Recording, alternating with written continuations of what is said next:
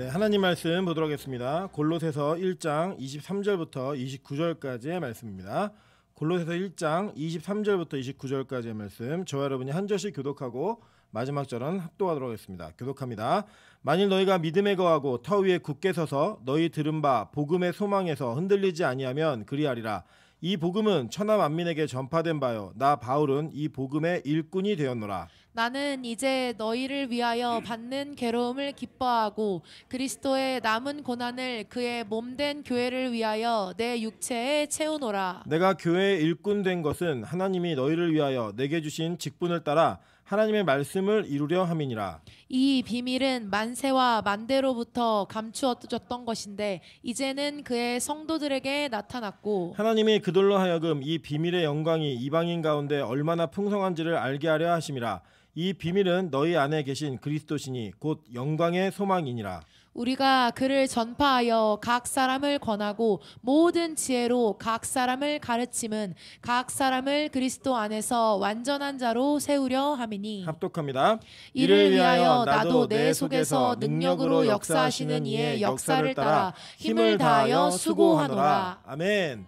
네, 우리 주변에 있는 분들에게 이렇게 인사하겠습니다. 당신이 주인공입니다. 네, 우리 공식 주일 오후 예배로는 오늘이 2021년 마지막 예배입니다. 그래서 그냥 마지막에 있는 분들이 승리자입니다. 예. 그리고 포도원 비유도 아시죠, 그죠? 마지막까지 살아남은 자들이. 그러니까 옛날에 제가 짝패라는 영화가 거기 보니까 강한 놈이 살아남는 게 아니라 살아난 놈이 강한 놈이요, 뭐 이렇게 얘기하는 게 있거든요. 예, 살아남은 자가 주인공임을 믿으시면서 오늘 은혜 가운데 있으시기를 주님으로 축원합니다. 네, 오늘 골로새 1장 23절부터 29절까지의 말씀을 가지고 무엇이라 불리고 있는가라는 제목으로 하나님 말씀 증거하도록 하겠습니다. 우리 그 목사들도 그 설교를 할 때 자기가 좋아하는 성경들이 있어요. 저는 개인적으로 구약을 참 좋아합니다. 구약을 좋아하고 그 구약의 스토리 가운데서 또 열왕기상하가 전 되게 재밌어요. 열왕기상하를 전공하면서도 야, 이렇게 재밌는 성경이 있나라고 생각이 드는데, 또 제 친구는 열왕기상하에 막 왕 나와서 왕 짜증 난다고, 그래서 이제 안 좋아하는 성경이기도 해요.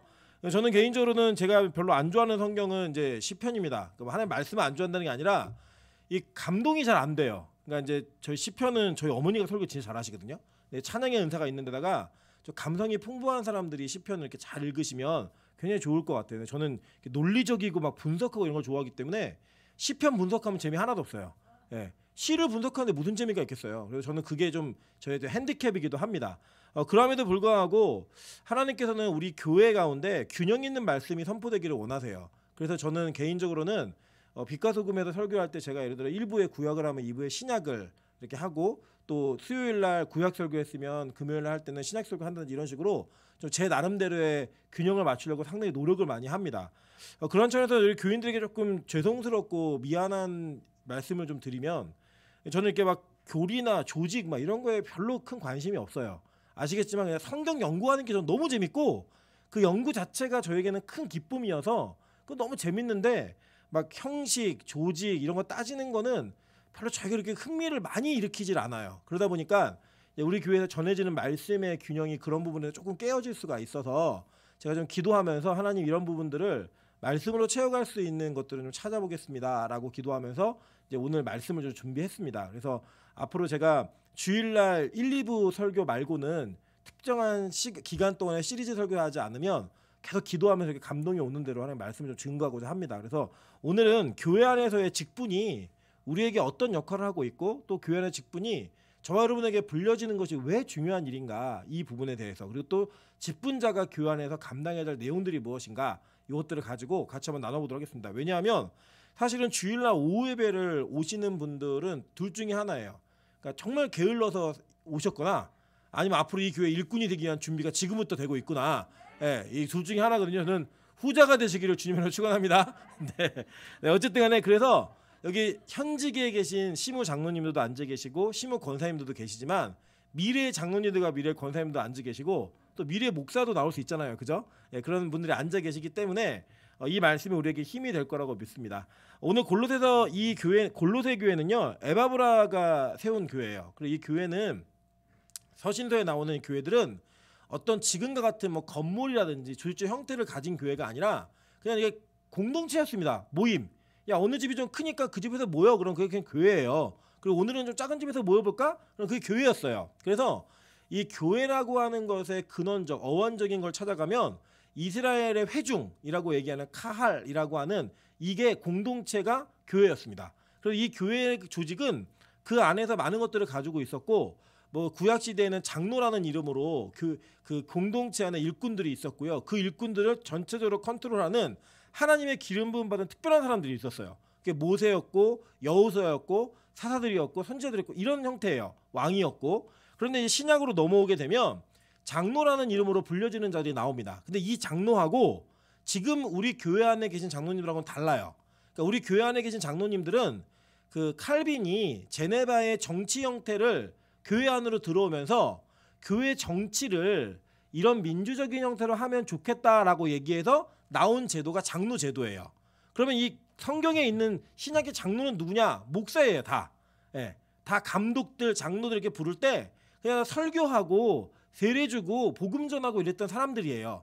그래서 그렇게 전체로 구분합니다. 그래서 여러분 이제 성경에 나와 있는 원초적인 교회의 모습과 지금 현대의 교회의 모습은 조금 차이가 있어요.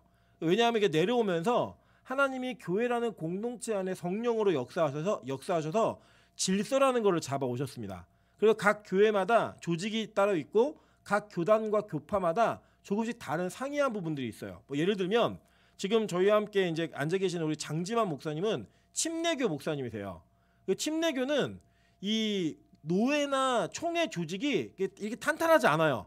그냥 개교의 중심이에요. 그냥 개교의 중심이고 그냥 우리가 혼자 있기 심심하니까 가끔씩 모여. 그래서 그 지방이라는 모임이 그 전체 모든 역할을 다 감당을 합니다. 그래서 그 침례교는 조직보다는 교회가 가장 큰 역할을 감당하고 힘도 거기에 가장 있어요. 그래서 그 전체 교회 중에 목사의 권한이 가장 센 교단이 침례교예요. 예, 거기는 뭐 당회가 없으니까 그냥 목회자가 대부분 많은 것들을 결정을 하고 책임을 다 집니다. 그리고 여러분이 흔히 아시는 뭐 그 지구촌 교회라든지 연세중앙교회 이런 교회가 침례교 재단 라인이에요. 이제 저희는 이제 여러분이 다니시는 교회는 장로교입니다. 이 장로교는 최소의 단위가 어디냐면 노회예요, 노회. 그러니까 우리는 빛과 소금 교회라는 교회로 존재하지만 이 교회는 혼자서 존재하는 교회가 아니에요. 그러니까 노회라고 하는 저희는 경기 동부 노회입니다. 이 경기 동부 노회라고 하는 노회가 최소의 단위예요. 그래서 목사의 신분을 누가 보장하느냐? 교회가 보장하는 게 아니에요. 노회가 보장합니다. 그리고 여러분 기억나시죠? 제가 임직을 하거나 그 위임을 할 때 노회 어른들이 오셔갖고 해주셨잖아요. 왜 그러냐면 그 노회 어른 목사님들이 이 교회 목사님들이기 때문이에요. 그러니까 예를 들면 저도 마찬가지입니다. 저도 빛과 소금 교회 당회장이지만 경기 동부노회 모든 교회들의 목사예요. 그래서 원리적으로는 같은 노회면요 A 교회 목사가 B 교회 장로로 치리할 수 있어요. 예, B 교회 권사도 치리할 수 있고 이게 원래적으로는 장로가 가지고 있는 교회의 최소 형태예요. 이런 식으로 교회가 하나님의 은혜 가운데 발전해 오면서 어떤 조직과 형태들을 갖춰 옵니다. 이렇게 갖춰 오면서 이걸 아시는 건 이제 앞으로 교회를 감당하실 때 필요하기 때문이에요. 그래서 예를 들면 너무 죄송한 얘기지만 그냥 현실이 그대로 말씀드릴게요. 권사님들은 성경에 없는 직분이에요. 예, 그리고 총회 헌법에도 없어요. 권사라는 직분 자체가 그냥 총회 헌법에는 집사하고 장로하고 목사만 나와요. 예, 그리고 이제 없습니다. 이게 만든 거예요. 그냥 우리 교회를 해오면서 만든 거고. 그리고 이 권사라는 직분이 또 감리교로 가면 남자 권사도 계세요.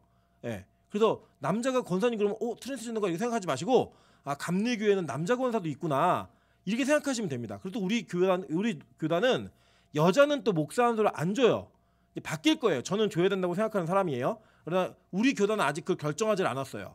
근데 이제 통합 측은 여자 목사님들이 계시죠. 그래서 예를 들어서 내가 모교회가 여자 목사님이 계셨다 그러면은 합동 측은 아닌 거예요. 예, 다른 교단의 목사님인 거예요. 이런 식으로 각 교단마다 갖는 조직의 특징들이 있어요. 근데 그게 이건 틀리고 이건 맞느냐 이런 개념으로 접근하시면 안 되고 하나님이 교회라는 곳을 세워 가실 때 하나님의 은혜 가운데 각자에게 맞는 것들을 허락하시기 위한 교회의 다양성을 분명히 존재하게 하셨습니다. 그러니까 어떤 교회는 막 찬양만 1시간씩 하는 교회가 있거든요. 저는 못해요. 은사가 그렇게 안 돼가지고 그게 안 돼요. 그리고 찬양 1시간 하고 설교 10분 하고 이런 교회가 있고 우리 교회는 반대로 찬양 10분 하고 설교 1시간 하잖아요. 그죠? 예, 또 이런 교회도 있어요. 그리고 어떤 교회 가면 막 무조건 선교만 얘기하는 교회가 있고 봉사만 얘기하는 교회가 있고 우리 교회는 뭐죠? 예수 예배 이거잖아요. 그죠? 이것만 얘기하는 교회가 있어요. 모든 교회가 모든 일을 다 할 수는 없어요. 그 교회가 가지고 있는 하나님의 은사와 부르심에 따라 교회가 갖는 역할이 있는 거예요. 그리고 여러분은 그 역할에 맞는 부르심을 받은 거예요. 그리고 그 부르심 속에서 나는 예배하는 교회로 부르심을 받았구나. 나는 예수를 부르짖는 교회로 부르심을 받았구나. 라고 하는 그 사명감 속에 여러분이 그 조직 속에서 잘 자라고 양육하게 하신 하나님의 계획을 따라 여러분의 신앙이 자라가는 겁니다. 이게 교회 형태예요. 그러면 그런 다양성을 가진 교회들 속에도 보편성이 있을 거 아니에요. 동일한 교회라면은 같이 추구하는 바가 있어야 될 거 아니에요. 그죠? 그게 오늘 본문에 나와 있는 교회의 모습인 거예요. 근데 여기서 뭘 얘기하고 있냐면 오늘은 좀 중요하게 볼 내용이 이겁니다. 그 28절 29절만 보도록 할게요.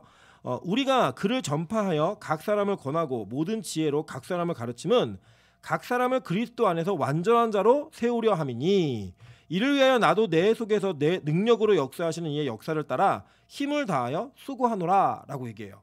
그러니까 교회의 목적이 뭐냐면 어떤 조직과 형태를 갖췄던 무슨 직분이든 가운데 우리는 각 사람의 그 부르심 속에서 그 지혜 가운데 각 사람이 그리스도 안에서 완전한 자로 세워지는 것, 이게 바로 교회의 목표라는 거예요. 그러니까 여러분 우리가 불완전한 모습으로 모이잖아요. 그러니까 교회는 죄인들의 모임입니다. 죄인의 사명은 뭐예요? 죄 짓는 거예요. 여러분 일주일 동안 사명 감당 잘하고 오신 거예요. 그죠? 그렇게 수없이 많은 죄를 짓고 이 공동체에 다시 모이는 이유, 교회라는 이름으로 모이는 이유가 뭐냐면 우리가 그런 과정을 통해 하나님 그리스도 안에서 하나님 앞에 완전한 자로 세워지는 과정 가운데 여러분이 있는 거예요. 그래서 여러분 때론 넘어지기도 하고 힘들기도 하고 우리 안에서 그 완전하지 못한 모습을 보일 때도 있잖아요. 그죠? 예, 막 라면 국물을 번다고 정수기에 됐는데 물이 미지근하다고 막 승질을 내고 누가 내 물 빼먹었어 소리를 지르고 이럴 수 있어요. 쓰레기 안 치운 것 때문에 막 누가 먹고 안 치웠어 막 싸울 수도 있고 여러분의 연약하고 부족한 모습이 막 드러날 수 있다고요. 5,000원짜리 줄 알고 넣었는데 5만원짜리 들어가고 다시 찾고 막 이런 거 보고 그럴 수 있어요. 그게 우리의 실제 모습이에요. 그냥 우리 죄인 그대로의 모습인 거예요. 근데 그 사람들이 같이 한 주, 두 주, 50주, 60주, 70주, 100주, 1년, 2년, 3년, 5년 지나가면서 변해가면서 하나님 앞에 세움을 받는 게 교회의 목적이라고요. 그래서 우리는 완전한 공동체가 아니에요. 불완전한 공동체예요. 그 공동체 속에 완전함을 갖추기 위한 걸음을 걸어가고 있는 겁니다. 에베소서 4장 1절부터 8절에 이렇게 얘기합니다. 그러므로 주 안에서 갇힌 내가 너희를 권하노니 너희가 부르심을 받은 일에 합당하게 행하여 모든 겸손과 온유로 하고 오래 참음과 사랑 가운데서 서로 용납하고 평안에 매는 줄로 성령이 하나 되게 하신 것을 힘써 지키라 라고 얘기해요. 그러면서 말하는 게 뭐냐면 그 온전하지 못함 속에 하나됨이 있다는 거예요. 그 하나됨이 뭘 얘기하는 거냐면 서로를 용납하는 겁니다. 여러분 예를 들어 볼게요. 우리가 우리 신체 안에서 때로는 완전하지 못한 부분이 있을 수가 있죠. 그죠? 뭐 예를 들어 다쳐서 기능을 못한다든지 아예 장애를 갖고 태어났다든지 아니면 일정 기간 동안에 불편함이 있어서 그 육체의 기능을 온전하게 하지 못할 때가 있잖아요. 그 여러분 버리세요? 뭐 예를 들어 일어났는데 막 갑자기 눈이 안 떠져요. 눈 뽑으세요? 아니잖아요. 그죠? 우리가 기다리는 거예요. 그거를요. 그죠? 완전한 기능을 할 수 있도록 기다리는 겁니다. 여러분 예를 들어 뭐 다리가 부러져서 뭐 기부스를 했다. 뭐 그렇게 힘들게 기부스가 다녀 자르죠? 뭐 불편하게 하니까. 근데 그렇지 않아요. 왜 그러죠? 붙으면 다시 제 기능을 하니까 회복되어지면 다시 내 전체를 완전하게 이루기 위한 그 목적에 부합한 역할을 하니까 기다려주는 거예요. 그게 성도를 바라보는 모습인 겁니다. 그게 이 공동체 안에 불완전한 자들의 모임이 추구하면서 나아갈 때 일어나는 불완전한 요소들을 해결해가는 방식인 거예요. 그리고 우리가 한 몸임을 잊지 않아야 됩니다.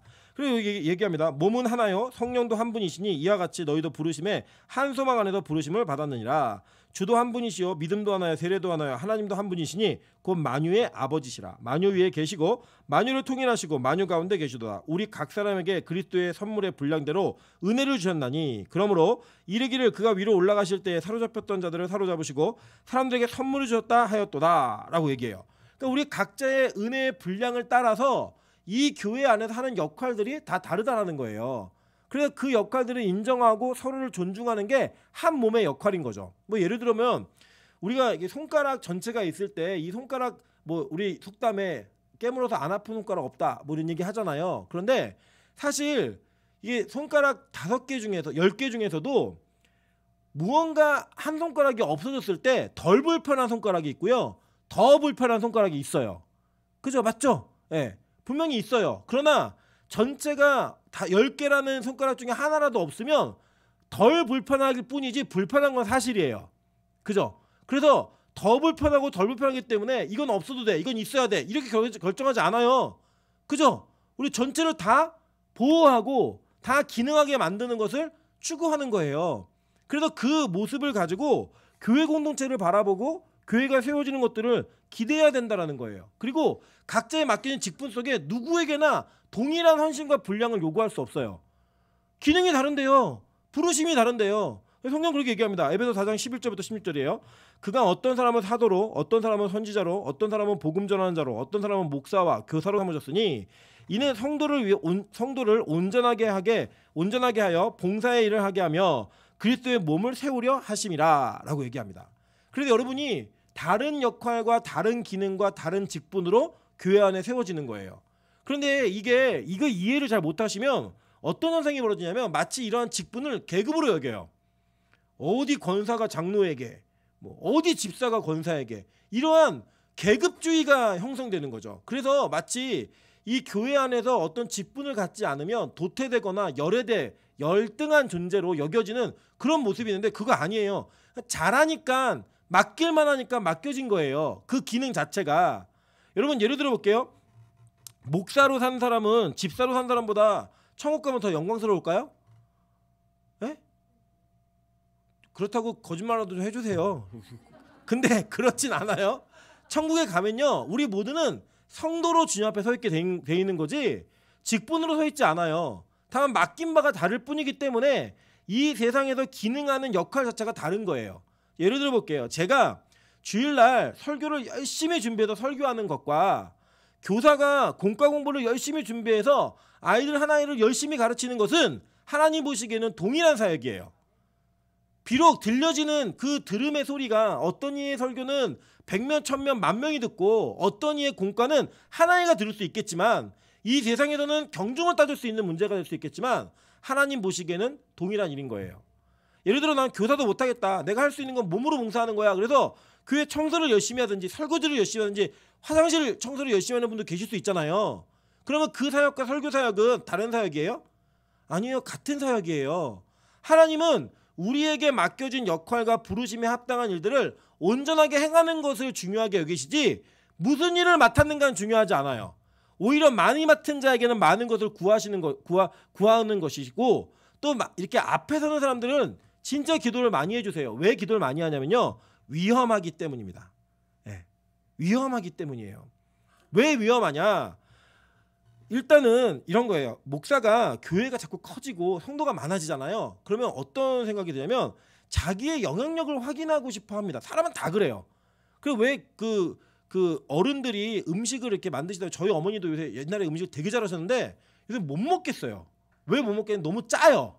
그러니까 이제 혀가 나이가 드시니까 이 미각이 조금 떨어지셔가지고 옛날보다 더 많이 넣으셔야지만 맛이 나는 거예요. 근데 저희가 옛날에 어머니 음식을 먹었을 때 되게 맛있었거든요. 그런데 지금 먹으면 짜요. 그러나 저는 뭐라고 얘기하냐면 역시 엄마 음식이 최고야. 엄마 음식 없으면 안 돼. 라고 얘기를 해요. 왜 그럴까요? 사람은 영향력이 사라지는 건 섭섭해요. 내가 옛날에 잘하던 건데 그게 못하게 되는 거, 그걸 확인하는 순간 되게 섭섭함이 있어요. 마찬가지예요. 목사도 그렇고 집사, 장로, 권사 다 똑같아요.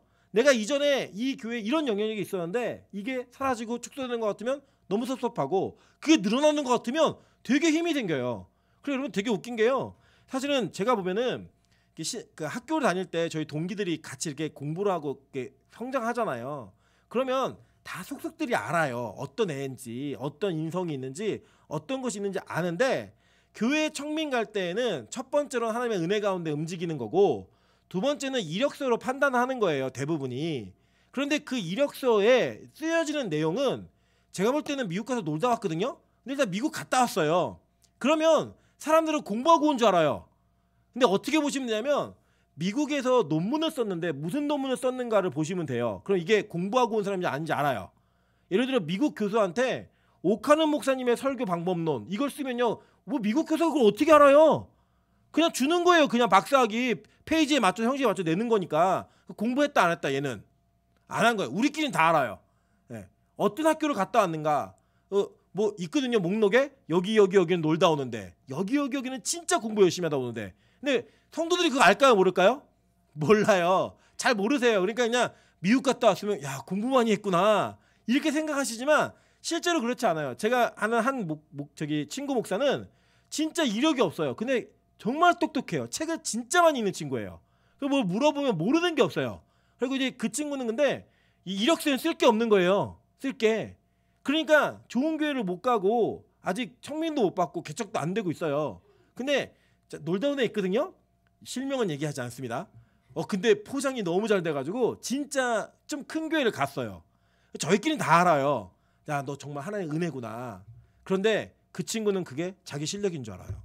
다 아는데 그게 인간이에요. 그래서 여러분 앞에 서는 사람들 위해서 기도 많이 해주세요. 특별히 우리 빛가서 공교회는 저를 위해서 기도 되게 많이 해주셔야 돼요. 예를 들어 제가 원래 연약한 존재잖아요. 그래서 여러분 우리 교회가 막 교인이 많아지고 막 뭐가 좋아지고 막 이러면 내가 잘나서 잘 되는 줄 생각할 가능성이 지금은 안 그래요. 지금은 절대 그런 생각하지 않습니다. 그런데 그럴 가능성이 있다 없다? 있어요. 사람이니까. 그래서 기도해 주셔야 되는 거예요. 그래서 여러분 보세요. 교회 안에서 우리가 생각하는 기준에서의 경중이 있는 것 가운데 좀 중직자라는 이름으로 불려질 만한 분들을 위해서 기도해 주셔야 되는 거예요. 그래서 그 사람이 중요해서가 아니라 맡은 바의 그 역할 속에 무너지거나 실패했을 때 영향이 너무 크니까. 예를 들어 볼게요. 우리 교육자 셋이 어디 갔어요. 저하고 아직 부임 안 하셨으니까 이제 저하고 미나영 전사하고 이주영 목사하고 어디 갔어요. 여러분 예를 들어 세 사람이 모여서 술을 먹다 걸린 거예요. 그럼 누구에게 제일 실망하시겠어요? 네, 담임 목사에게 제일 실망하겠죠. 그죠? 네, 그럴 줄 알았다. 생긴 건 보고 알았다.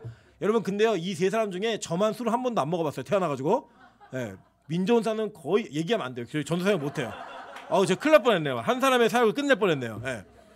이주영 목사님도 기억이 있어요. 소주 한 잔이 18번이라는데요. 뭐 그런 이력들이 있는 사람들인데 더 앞에서 여러분이 보시기에 그래도 책임감이 더 있는 사람에게 더 큰 실망하는 거예요. 그래서 기도해 주셔야 되는 거예요. 담임 목사를 위해서, 부목사를 위해서, 전도사를 위해서, 장로님들을 위해서 더 기도 많이 하셔야 되는 이유는 뭐냐면 그 사람이 중요하기 때문이 아니라 그 영향력이 크기 때문에 어쩔 수 없는 거예요. 여기에서 잘못된 말씀이 나가거나 잘못된 행동이 나가게 되면 더 큰 실망하게 되니까. 그래서 이제 그런 부분들을 얘기하는 거예요. 그래서 성경은요 직분자의 기준을 정해줍니다. 디모데전서 3장 1절부터 13절을 보면요 미쁘다 이 말이요 곧 사람의 감독의 직분은 어디냐 하면 이 감독이 지금의 목사예요. 그 목사에 대한 얘기를 하는데 선한 일을 사모하는 것이라 함이로다. 그러므로 감독은 책망할 것이 없으며 한 아내의 남편이 되며 절제하며 신중하며 단정하며 나그네를 대접하며 가르치기를 잘하며 술을 즐기지 아니하며 구타하지 아니하며 오직 관용하며 다투지 아니하고 돈을 사랑하지 아니하며 자기 집을 잘 다스려 자녀들로 모든 공손함으로 복종하게 하는 자라야 할지며 사람이 자기 집을 다스릴 줄 알지 못하면 어찌 하나님의 교회를 돌보리요. 새로 입교한 자도 말지니 교만하여져서 마귀를 정죄하는 그 정죄에 빠질까 하며 또 외인에게 또 선한 증거를 얻은 자라 할지니 비방과 마귀의 올무에 빠질까 염려하라 라고 감독의 직분을 정해놓았습니다. 직분의 자격을요. 이거 세우는 게 율법적 기준을 막 얘기하는 게 아니에요. 얘기하는 게 아니라 이러이러한 요소가 있어야지만 마귀와 외부의 비난으로부터 보호받을 수 있기 때문이에요. 그러니까 뭐 여기에서 하나라도 빠지면은 이거 안 된다 얘기하면 안 돼요. 이게 그런 뭐 딱 율법적으로 딱딱딱 정해진 조건만을 얘기하는 게 아니라고요. 그게 아니라 이러한 조건들이 적어도 있어야지만 기준이 있어야지만 외부의 공격과 마귀의 올무에서부터 벗어날 수 있기 때문에 이러한 제한을 두는 겁니다. 이해되시죠? 무슨 말인지. 그러니까 완벽한 사람을 세우는 게 아니라는 거예요. 자, 계속 볼게요. 이와 같이 집사들도 정중하고 일구이연하지 아니하고 술에 임박히지 아니하고 더러운 일을 탐하지 아니하고 깨끗한 양심에 믿음의 비밀을 가진 자라 할지니 이에 이 사람들을 먼저 시험하여 보고 그 후에 책망할 것이 없으면 집사의 직분을 맡게 할 것이요 여자들도 이와 같이 정숙하고 모함하지 아니하며 절제하며 모든 일에 충성된 자라 할지니라. 집사들은 한 아내의 남편이 되어 자녀와 자기 집을 잘 다스리는 자일지니 집사의 직분을 잘하는 자들은 아름다운 지위와 그리스도 예수 안에 있는 믿음의 큰 담력을 얻느니라 라고 얘기합니다. 그러니까 여러분 이것도 이해되시죠? 만약에 이 조건을 문자적으로 율법적으로 적용하잖아요. 그럼 예를 이런 거예요. 만약 예를 들어서 우리 권사님들 가운데 아들이 가출한 경력이 있다. 그러니까 자격 없는 거예요. 집도 다스리지 못하면서 뭘 교회를 다스려요. 안 되는 거 이렇게 하면. 그러니까 여기 집 나갔던 경험 있는 사람들 있죠? 예. 저 전사님 손 들었네. 예. 저도 집 나간 경험이 있거든요. 예. 물론 잡혀왔지만 금방. 예. 집 나간 경험이 있어요. 그런 어떤 문자적인 조건으로 이거 되고 안 되고 이걸 얘기하는 게 아닌 거예요. 왜냐하면요. 하나님께서는 우리 가운데 우리도 있어요. 교회 조건이 있어요. 예를 들면 우리 교회는요. 권사나 집사는 교회 3년 이상 다녀야 돼요. 기본적으로. 그리고 장로님은 5년 이상을 다니셔야 돼요. 이게 성경에 있느냐? 아니에요. 그냥 우리가 최소한 교회가 사람을 세울 때 어떤 특정한 기준들로 인하여서 비난받지 않게 하기 위한 안전장치를 마련해 놓는 거예요. 뭐 예를 들면 그 근거는 뭡니까? 그러면 새로 입교한 자들도 할지 말아라 라고 얘기하는 거. 교회를 보호하기 위한 방법이에요. 그 방법으로 적용하는 거예요. 뭐 그리고 예를 들면 11조 생활하는 사람, 그 11조 내면은 다 되는 거냐? 그것도 아니에요. 그게 뭐냐면 저는 이런 기준이에요. 11조를 내는 것은 자기가 번 자기의 소득이 하나님의 것이라고 인정할 줄 아는 사람인 거예요.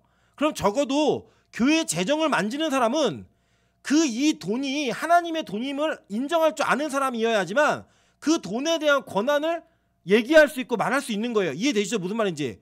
그러니까 그런 차원에서 얘기하는 거지 11조를 냈으니까 성도고 직분자고 안 냈으니까 안 되고 이거 아니에요. 재정에 대한 기준이 무엇인가를 보는 것이지 그게 율법적 조건으로 얘기하는 건 아니라고요. 그렇기 때문에 우리 교회 안에도 그런 룰들이 있어요. 그런 적용으로 볼 때 제가 볼 때 이런 거예요. 제가 이번에도 그 임직식을 하면서 어떤 분은 충분히 임직자의 자격이 있어요. 그럼에도 불구하고 그 조건 중에 뭐가 안 맞는 조건이 있어요. 그러면 못하는 거예요. 왜죠? 교회 질서를 위해서. 그거를 자꾸 깨버리고 자꾸 없는 걸로 해버리면 질서가 무너지게 되잖아요. 웬만하면 예외 조항을 두지 않지만 이게 절대 안 된다. 이것도 아니에요, 사실은. 그러니까 우리가 그런 것들을 다룰 줄 아는 이런 은혜가 있어야 된다라고 성경은 말하고 있는 겁니다. 보세요. 고린도전서 14장 26절부터 33절, 39절부터 40절 보도록 하겠습니다.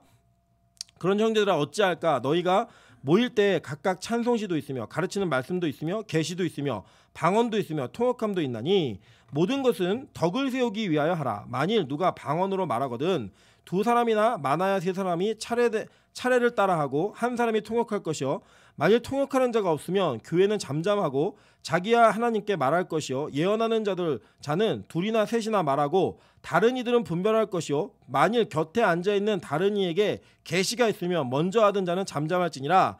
너희는 다 모든 사람으로 배우게 하고 모든 사람으로 권면을 받게 하기 위하여 하나씩 예언할 수 있느니라. 예언하는 자들의 영은 예언하는 자들에게 제재를 받나니 하나님은 무질서의 하나님이 아니시오 오직 화평의 하나님이시니라. 모든 성도가 교회에서 함과 같이 그런즉 내 형제들아 예언하기를 사모하며 방언하기를 금하지 말라. 모든 것을 품위 있게 하고 질서 있게 하라 라고 얘기하는 거예요.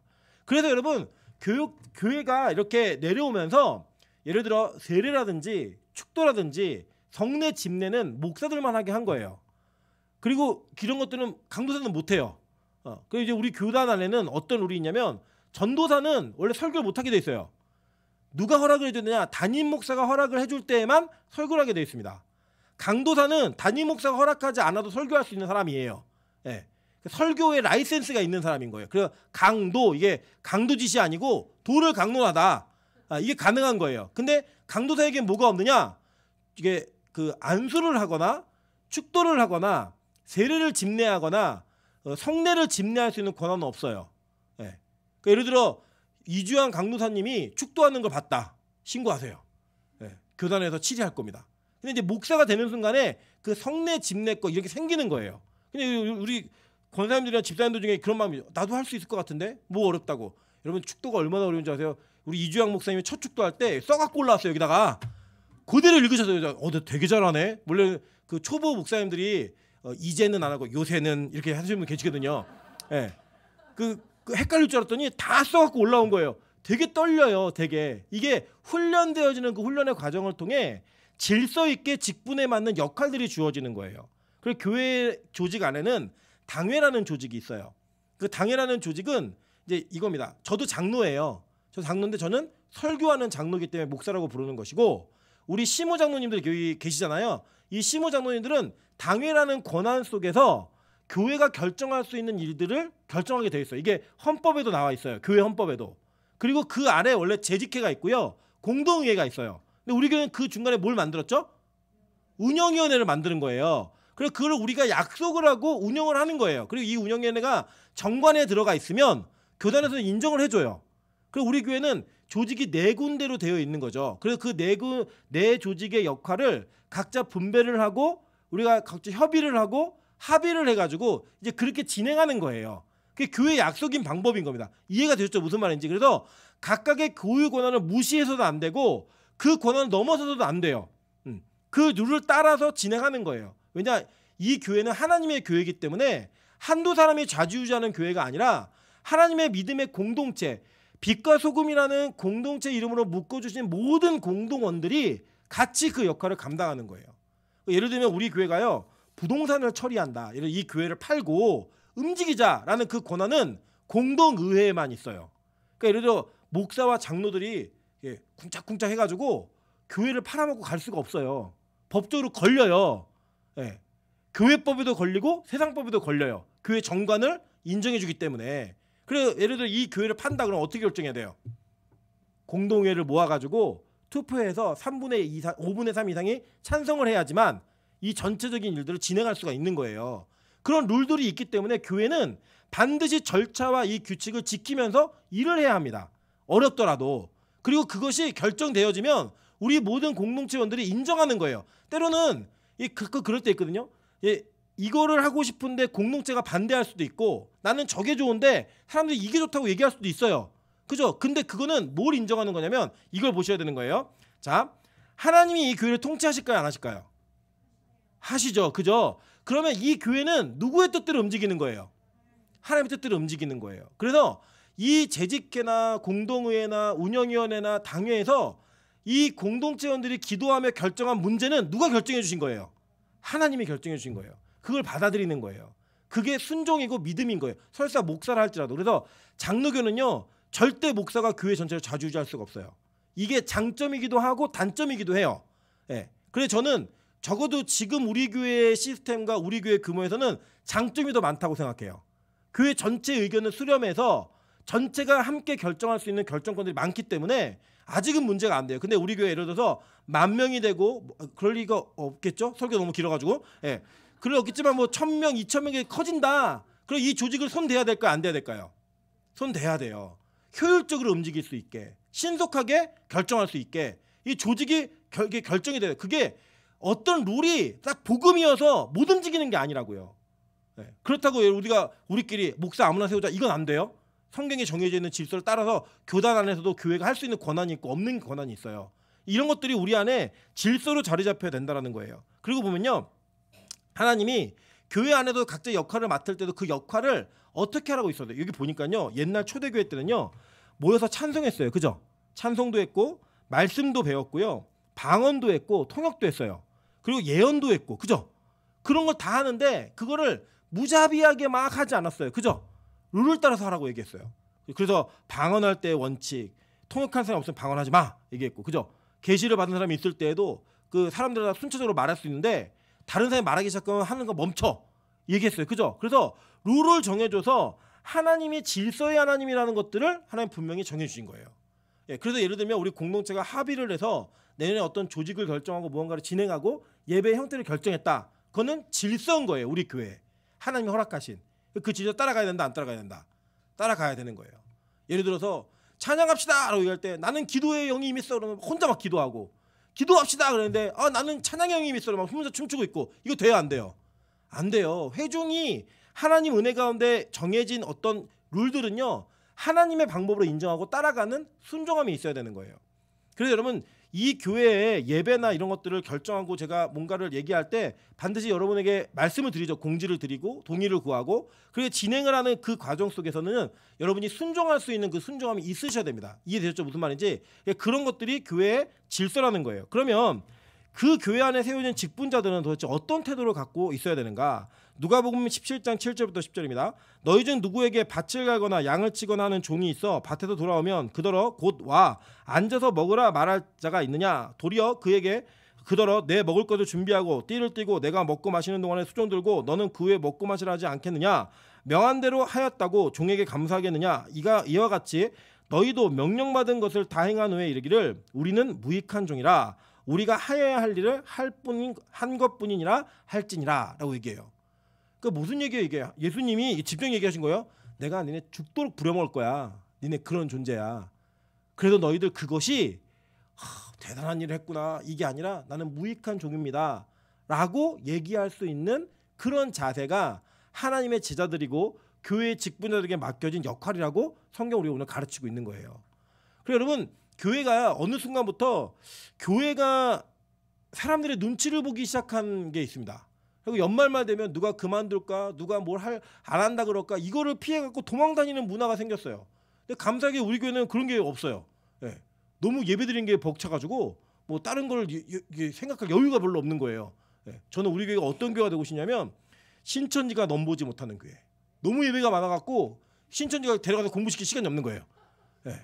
너무 힘들어가지고 그런 교회였으면 좋겠어요. 그냥 우리 교회 자체가 말씀을 잘 가르치고 말씀을 배우기 때문에 난 우리 교회에서 충분해 라고 하는 그러한 근거가 있는 교회였으면 좋겠어요.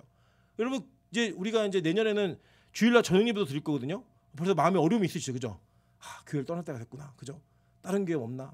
소금과 빛교회 없나? 막 이런 차 듣고 이럴 수 있잖아요, 그죠? 근데 여러분 이게 하나님 우리에게 주신 은사라고 하면 우리는 달리는 말에 채찍질 하시는구나. 우리가 그걸 감당할 만하니까 하나님 우리에게 맡기시는구나 라고 하는 순종함으로 그걸 따라갈 수 있는 무익한 종이라는 고백이 있어야 된다는 거예요. 그거를 여러분이 결정하고 있다? 여러분 종 아니에요. 여러분 주인이에요, 주인. 이 교회는 하나님의 교회이고 우리 모두는 저를 포함해서 우리 모두는 다 무익한 종입니다. 그냥 씻으라 그러면 씻고 준비하라면 준비하고 하라고 하면 하는 거예요. 그래서 여러분 진짜 저는 제일 힘든 게 저희 아내가 맨날 그런 얘기거든요. 오빠는 금식을 너무 잘해. 그래요. 야, 금식을 잘하는 사람이 어딨어? 얼마나 괴롭고 힘든데 미칠 것 같아. 근데 감동이 와요. 그럼 어떻게 해야 될까요? 피할 수 있을 때까지 피해야죠. 주님, 이건 아닌 것 같습니다. 올해는 아닌 것 같습니다. 그냥 제 쪽 좀 넘어가시죠. 근데 마음에 부담감이 있다 없다? 있어요. 또 저희 아내가 맨날 핍박해요. 언제 할 거야? 언제 할 거야? 자기는 안 하면서 꼭 핍박해요. 사람 심리가 이상해요, 그죠? 누가 이렇게 할 것 같으면 하라고 밀어놓고 자기에게 오길 바래. 자기 오지 않길 바라고. 보내주소서 이렇게 기도하잖아요, 그죠? 나 말고 쟤 좀 보내달라고. 괴로워요. 그런데요, 제가 이게 뭐가 있냐면 이거 하나님 원하시는 거야라는 그 사인이 오게 되면 이게 떠나질 않아요, 생각이. 거부를 못 하겠어요. 근데 누가 얘기하면 화나요. 얘기하지 마세요. 제가 알아서 할 테니까. 제가 이렇게 자꾸 안 할까봐 공개적으로 얘기하는 거예요. 자꾸 계속. 여러분 마찬가지입니다. 여러분 안에 하나님이 원하시는 것이 있으면 자꾸 얘기하세요. 왜 그러냐면 그 얘기해 놔야 내가 스스로 나를 못 지킬 때 옆에서 지켜줘요. 여러분 되게 웃긴 게 뭔지 아세요? 금식이 끝나고 나면 보식을 할 때 주변에서 다 못 먹게 해요. 그죠? 먹지 마. 먹으면 안 돼. 너 큰일 나. 너 먹지 마. 근데 정작 그 얘기하는 자기는 금식도 안 해보내요. 그리고 자기가 금식할 때는 계속 먹고 싶어하고 난 못 먹게 하고 이러는 건 안 한 사람만 그러는데 돌아가면서 그렇게 해요. 왜 그러죠? 서로를 지켜주는 거예요. 나는 비록 내가 금식을 같이 안 했지만 너를 생각하는 마음으로 얘기해 주는 거야 라는 것처럼 다 얘기하는 거예요. 여러분 헌신하는 거 자꾸 얘기하세요. 나 하나 이런 감동을 주셨어. 나 하나 이런 은혜를 주셨어. 그럼 누가 그걸 지켜줘요? 옆에서. 지들은 안 하면서 그냥 지켜주는 거예요. 우리 서로. 그런 은혜로 말미암아 우리가 한 몸으로 교회를 세워가는 거예요. 그래서 보세요. 우리의 역할이 뭐냐면요. 고린도서 3장 3절부터 9절입니다. 너희는 아직도 육신에 속한 자로다. 너희 가운데 시기와 분쟁이 있으니 어찌 육신에 속한 사람을 따라 행함이 아니리요. 어떤 이는 말하되 나는 바울에게라 말하고 다른 이는 나는 아볼로에게라 하니 너희가 육의 사람이 아니리요. 그런즉 아볼로는 무엇이며 바울은 무엇이냐? 그들은 주께서 각각 주신 대로 너희로 하여금 믿게 한 사역자들이니라 라고 얘기해요. 이 사역자라는 단어가 헬라어로는 디아코노스라고 하는데 이게 뭐냐면 종, 수행자, 대사 이런 뜻이에요. 근데 이 디아코노스 원어로 보면 디아라는 접속사가 코노스라는 단어인데 코노스가 그냥 먼지예요, 먼지. 아무것도 아니라는 거예요. 사역자는 아무것도 아니고 진짜는 뭐냐? 하나님이 하게 하시는 거예요, 하나님이. 그래서 뭐 나는 어느 목사님 없으면 안 돼. 나는 뭐 어느 장로님 없으면 안 돼. 어느 권사 없으면 안 돼. 그런 얘기 하지 마세요. 성경적이지 않아요. 교회는 누가 없어도 하나님의 교회는 잘 돌아가요. 누가 없어도 잘 돌아가요. 담임 목사가 없어도 하나님 누구를 세워서라도 교회는 반드시 지키세요. 그게 하나님 교회예요. 그 직분자는 이 태도가 있어야 되는 거예요. 내가 없으면 니네 못해. 그게 아니라 하나님 내가 없어도 되는 교회 되게 도와주십시오. 내가 빠져도 되는 교회가 될 수 있게 은혜를 주십시오. 라고 하는 그 고백 속에 서로를 세우고 서로를 존중하는 일들이 있어야 되는 거예요. 그러니까 고린도 교회가 어떤 교회였어요? 은사가 많은 교회였잖아요. 근데 이 교회는 바울파도 있고 아볼로파도 있고 그리스도파도 있고 개바파도 있고 다 나눠져 있었어요. 그랬더니요 바울이 얘기하는 거야. 야 헛소리들 하지 마. 하나님의 교회야. 무슨 누구 교회인지 알고. 그러니까 가끔 그런 일들이 있거든요. 부교육자들이 교회에서 사역하다가 나갈 때 자기랑 마음 맞는 사람들 막 데리고 나가고 이런 사람들 있어요. 정신 나간 짓 하는 거 정신 나간 짓. 근데 여러분 저는 우리 교회는 공헌합니다. 예를 들어서 우리 이주영 목사님이 우리 교회에서 열심히 오랫동안 사역하시다가 개척을 하러 나간다. 근데 그 개척할 때 얘기하니까 피사먹고 되게 싫어하네요. 개척을 할 때 여러분 따라가는 사람이 있다. 저는 공식적으로 보낼 거예요. 예, 공개적으로. 아니 어떤 사람이 이주영 목사님 말씀을 들으면서 은혜가 되고 나는 그 말씀이 없으면 못 살겠다 그러는데 왜 그걸 붙들고 있어요? 저는 다 나가도 그렇게 보내줘야 된다고 생각해요. 그게 우리가 가지고 있는 원리예요. 근데 여러분이 패를 가르지 말라고요. 여러분이 그때가 돼서 그런 환경이 되어서 그런 상황이 되면 그 결정을 할 수 있는 헌신과 결단을 하나님은 여러분에게 주실 수 있어요. 그런 기회를. 근데 미리부터 너는 내 사람이야. 너 나 없으면 안 되지. 뭐 너는 나하고 떨어지면 넌 죽어. 이런 식으로 얽히고 설키는 이런 관계를 만들어 놓는 거는 그 성경적이지 않다고요. 담임 목사를 할지라도 우리 모두는 다 하나님의 사역자입니다. 이 교회는 하나님의 교회예요. 여러분 하나님의 영광을 위해서만 헌신하십시오. 교회에 충성하지 마시고 하나님께 충성하세요. 그게 여러분과 제가 걸어가야 될 길인 거예요. 고린도서 11장 2절입니다. 내가 하나님의 열심으로 너희를 위하여 열심을 내노니 내가 너희를 정결한 처녀로 한 남편인 그리스도께 드리려고 중매함이로라. 우리 중매자예요. 우리 1부 때 말씀드렸죠? 1부 때인가 2부 때 말씀드렸잖아요. 중매자의 모습. 이게 뭐죠? 그냥 빠지는 거예요. 빠지는 거. 거기서 내가 소개해 줬느니 뭐 나 아니면 안 되느니 이런 얘기하는 건 정신없는 거예요. 성경은 얘기합니다. 마태복음 7장 21절 23절입니다. 나더러 주여 주여 하는 자마다 천국에 들어갈 것이 아니요 다만 하늘에 계신 내 아버지 뜻대로 행하는 자라 들어갈 것이라 가리라 라고 얘기했어요. 뭐야? 뜻대로 행하는 자라야 들어간다는 거예요. 그랬더니 이 사람들이 반문을 해요. 아니 예수님 우리가 주의 이름으로 선지자도 됐고요 귀신도 쫓아냈고요 많은 권능을 행했어요. 근데 우리를 왜 못 들어가요? 그랬더니 하나님 뭐라고 하시냐면 불법을 행한 자들이래요. 그러니까 하나님의 뜻이 아닌 다른 일들을 행했다는 거예요. 그러면서 그 뒤에 뭐가 나오는지 아세요? 마태복음 7장 24절부터 27절이에요. 그러므로 누구든지 나의 이 말을 듣고 행하는 자는 그 집을 반석 위에 지은 지혜로운 사람 같으니 라고 얘기해요. 그죠? 나의 말을 듣고 말씀에 따라서 반석 위에 집을 예수 위에 집을 지은 사람들 이 사람들은 불법에 간 자들이 아니라는 거예요. 근데 누가 불법에 간 거예요? 모래 위에 집을 지은 사람들은 다 불법에 갔다는 거예요. 그게 뭐냐? 주의 이름으로 선지자 노릇도 하고 귀신도 쫓아내고 권능을 행했는데 예수의 이름 위에 세운 게 아니라 뭐예요? 자기 이름을 세운 거예요. 망하는 거예요. 그러니까 무너지는 거예요. 그래서 여러분 우리 교회에서 어떤 일이 벌어진다 할지라도요 예수 이름이 증거되지 않는 다른 길을 걸으면 잘못된 거예요. 네. 여러분 예를 들어 설교를 듣고 나서도 그 목사 대단해 이거 아니에요. 설교 듣고 나서도 뭐가 남으셔야 돼요? 예수님 대단해. 하나님 대단하신 분이야. 이게 남으셔야 돼요. 그래야지만 이 교회가 건강한 교회라고요. 여러분 마찬가지 여러분 무슨 사역을 하시든 간에 사람들이 여러분 칭찬하시면 옷을 찢고 머리에 재를 뿌리세요. 우리 뭐 민정집사하면 밥 못 먹으러 막 옷 찢고 재 뿌리는 거예요. 내가 하는 게 아니라 주님이 하시는 겁니다. 막 이렇게. 그렇게 해야지 우리가 진짜 올바른 길을 걸어가는 거라는 거예요. 그렇게라도 해야. 저는 우리가 자기의 이름을 남기는 교회가 아니라 하나님의 이름만 남기는 교회가 되기를 주님으로 축원합니다. 그래서 앞으로 이게 제가 교회 우리 가끔 어떤 교회 가면요 교회 헌물한 물건에 이름을 새겨줘요. 그러면 이제 그 이름이 우상이에요. 우상. 그거는 못 바꾸는 거예요. 제가 말씀드렸잖아요. 몇 번 말씀드렸죠. 제가 한 100년 된 교회에 있었는데 강대상을 90 넘으신 권사님이 헌물하신 거예요. 이 나무 강대상인데 치면은 부서지게 생겼어요. 그 목사들이 이걸 붙잡고 설교해요. 부서지지 말라고. 근데 못 바꿔요. 그러면 그게 뭐예요? 하나님의 교회예요? 아니잖아요. 그 권사님 교회잖아요. 그거는. 여러분 적어도 앞으로 우리 교회는요 헌물을 하시더라도 그냥 교회 일임하시는 거예요. 거기 헌물하시고 나서는 권한 아무것도 없어요. 버리든 누구 주든 아무 권한 없어요. 교회 공동체가 결정하는 거예요. 그런 마음 아니면 하지 마세요. 그런 마음 들 것 같으면 그냥 헌금하세요. 그냥 헌물하지 마시고. 그래서 이 교회는요, 하나님만이 주인인 교회, 하나님의 이름만이 남는 교회, 예수의 이름만이 선포되는 교회고 합법만 행하는 교회가 돼야 된다고 저는 믿습니다. 믿으십니까? 그런 다음에 이제 그 뒤에는 되게 중요한 부분이에요. 조금 시간이 지났지만 제가 조금만 더 쓰겠습니다. 오늘 누가복음 24장 25절부터 32절입니다.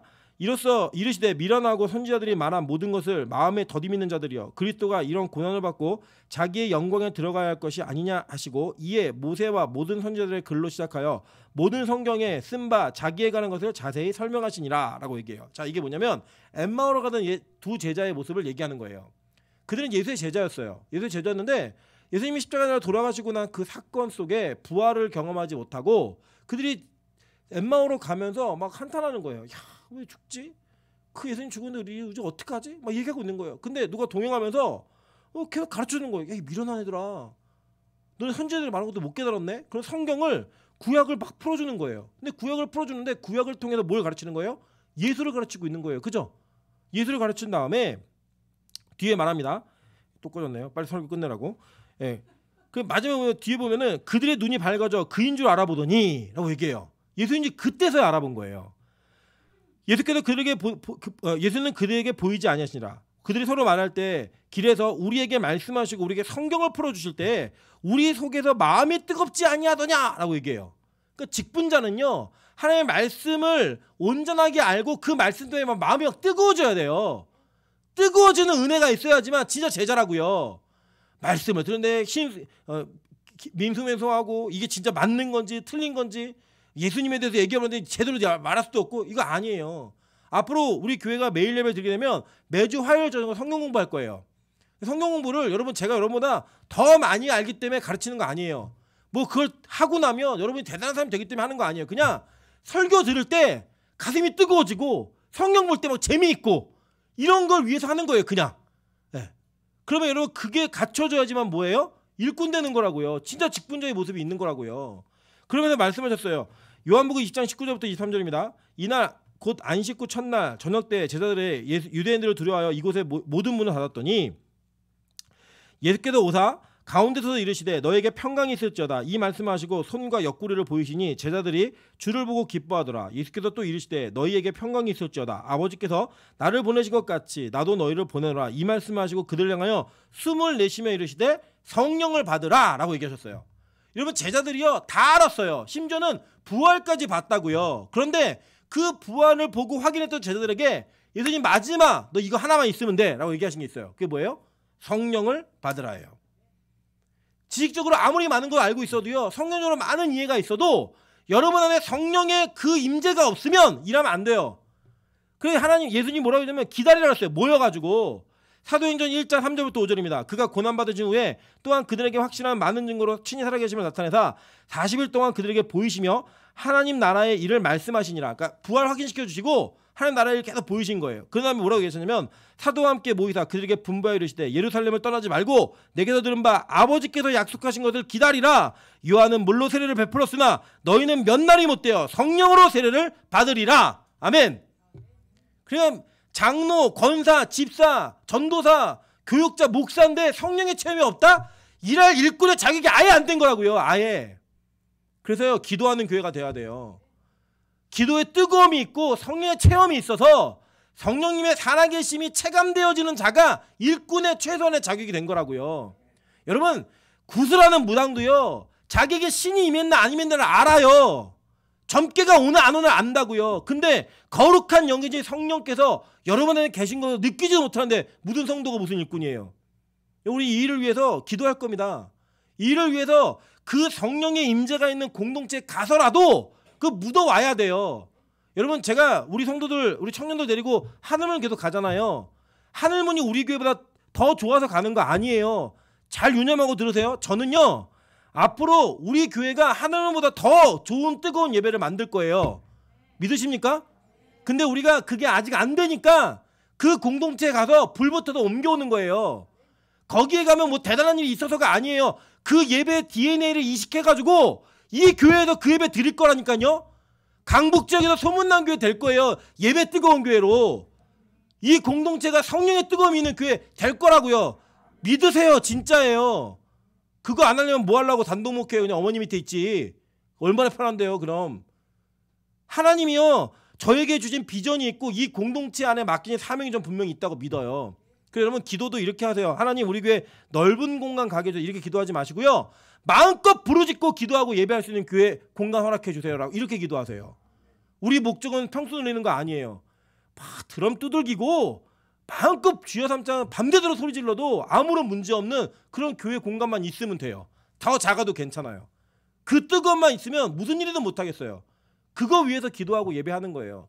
내년에 우리 저녁 예배 드릴 겁니다. 그 예배도 마찬가지예요. 다른 것 때문에 이유 아니에요. 진짜 여러분 직분자로 세우고 싶어서 진짜 일꾼으로 세우고 싶어서 이 일을 하는 거예요. 그래서 여러분 마음의 준비를 지금부터 하세요. 아 우리 교회는 예배 하나에 목숨 걸어서 진짜 성령 충만함으로 예수 증거하는 교회 되겠구나. 내가 그 준비를 해서 이 교회에서 꼭 일꾼 돼야겠다. 이 마음을 가지세요.